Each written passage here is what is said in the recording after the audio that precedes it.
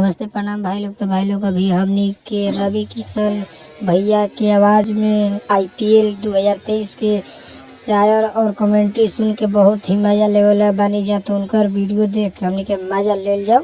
गनिया घूमेला हौले हौले बेना वही गनिया घुमावेला अपन गेना। बहुत सही देखा का खेला होई, लेकिन स्टेडियम खातिर पहले ही गेना पड़ जा मरले सो। हई देखी हई जाता छक्का बाप पहिल का रे। तल्ला पर जाके गिरल। भैया स्टेडियम के माहौल पर का कहे जिए ना दी। हाँ बस ये माहौल देख के तो लगा था कि जादुई मौसम जादुई नजारा। भैया लहरात फहरात झंडा देखा चौमुख, आज सबका ऊपर हिंदुस्तान के तिरंगा, सुंदर मैदान, ऊपर खुला आसमान, आ नीचे IPL के ई महाकुंभ। कुछ कुछ प्रयाग के त्रिवेणी के महाकुंभ के याद दिलावता हो। नहीं लगत का पूरा देखा पूरा पूरा गदराइल बा एकदम वैसने लागत। भैया ई फेर मरी है। हई तो दूर जाता, दूसरा तल्ला जाई, तीसरा जाई, चौथा पहुंच गई। गजब के शॉट रहल, पूरा जान रहल भैया।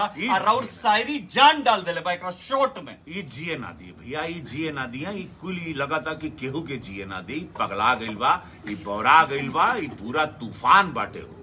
हमनी के कनी हसनु कि खाली तो कैसा लागल भाई लोग तू लोग कमेंट्री सुन के? तो कमेंट्री सुन के भाई लोग यही पर लाल बटन दबा के सब्सक्राइब करते जा चैनल।